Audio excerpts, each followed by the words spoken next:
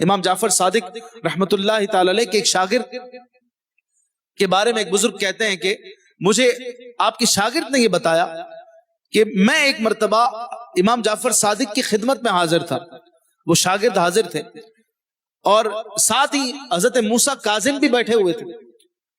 حضرت موسیٰ کاظم یہ امام جعفر کے بیٹے، اور امام جعفر اپنے بیٹے کو نصیحت کر رہے تھے، اور وہ شاگرد کہتے ہیں کہ چند باتیں جو میں یاد رکھ سکا وہ یہ ہیں کہ امام جعفر صادق نے فرمایا، اے بیٹے میری نصیحت قبول کر لو اور میری بات کو یاد رکھنا، اگر تم انہیں یاد نہ رکھو گے تو زندگی بری ہو جائے گی، اگر انہیں یاد رکھو گے تو زندگی اچھی گزرے گی اور تمہاری موت بھی قابل رشک ہوگی۔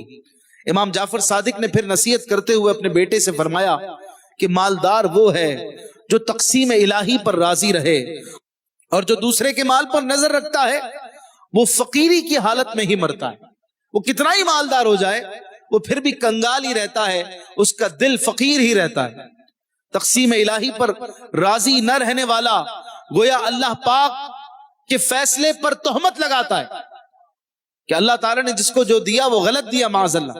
اپنی غلطی کو چھوٹا سمجھنے والا دوسرے کی غلطی کو بڑا سمجھتا ہے، اور دوسرے کی غلطی کو چھوٹا خیال کرنے والا اپنی غلطی کو بڑا سمجھتا ہے۔ یہ بھی نصیحت سے ہمیں سیکھنے کو ملا۔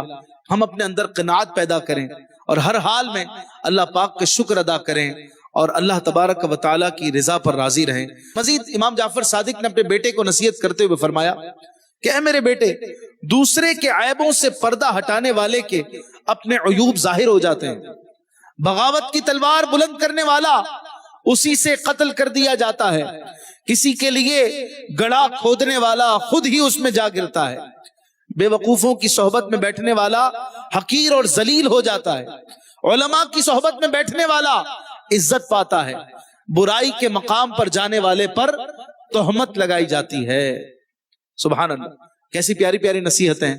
مزید تیسری نصیحت کرتے ہوئے آپ نے اپنے بیٹے سے ارشاد فرمایا، اے میرے بیٹے لوگوں پر عیب لگانے سے بچنا، ورنہ لوگ کل تم پر بھی عیب لگائیں گے۔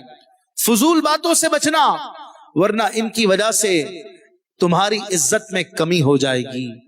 سبحان اللہ۔ چوتھی نصیحت کرتے ہوئے آپ نے فرمایا، اے بیٹا حق بات ہی کہنا، خواہ وہ تمہارے حق میں ہو یا تمہارے خلاف ہو، کیونکہ مذمت کا سامنا تمہیں اپنے دوستوں کی طرف سے ہی کرنا پڑے گا۔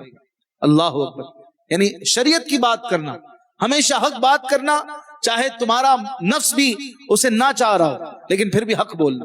پانچویں نصیحت کرتے ہوئے آپ فرماتے ہیں، اے میرے بیٹے قرآن کی تلاوت کرتے رہنا، سلام کو عام کرنا، نیکی کا حکم دینا، برائی سے منع کرنا، جو تجھ سے تعلق توڑے تم اس سے رشتہ جوڑنا، جو تم سے بات نہ کرے تم اس سے بات کرنے میں پہل کرنا، جو تم سے مانگے اسے عطا کرنا، چغل خوری سے بچنا کہ یہ دلوں میں بغض پیدا کرتی ہے، لوگوں کے عیوب کے در پہ نہ ہونا کہ یہ چیز خود کو مذمت اور تہمت کا ہدف بنانے کے قائم مقام ہے۔ اللہ اکبر۔ امام جعفر صادق رحمت اللہ تعالی علیہ نے چھٹی نصیحت کرتے ہوئے اپنے بیٹے سے ارشاد فرمایا کہ بیٹا اگر ملاقات کی تمنا ہو، کسی سے ملاقات کی تمنا ہو تو نیک لوگوں سے ملنا، نافرمانوں سے کبھی نہ ملنا۔ نافرمان اس چٹان کی طرح ہے جس سے کبھی پانی نہیں نکلتا، ایسے درخت کی طرح ہیں جو کبھی پھلتا پھولتا نہیں، جو سرسبز و شاداب نہیں ہوتا، اور نافرمان ایسی زمین کی طرح ہے جس پر کبھی سبزہ نہیں اگتا۔ سبحان اللہ۔ یہ وہ 6 نصیحتیں ہیں جو آپ رحمت اللہ تعالی علیہ نے اپنے بیٹے سے فرمائیں، اور یہ وہ نصیحتیں ہیں کہ جن کا اثر آپ کے بیٹے کی شخصیت میں نظر آتا ہے۔ امام موسیٰ کاظم رحمت اللہ تعالی علیہ بھی کیا کمال کی شخصیت ہے۔ اللہ تعالیٰ آپ کو ان کے مزار کی زیارتیں کروائے۔ بقیع پاک میں حضرت امام جعفر صادق رحمت اللہ تعالی علیہ کا مزار ہے، اللہ ہم سب کو وہاں کے بھی جلوے دکھائے۔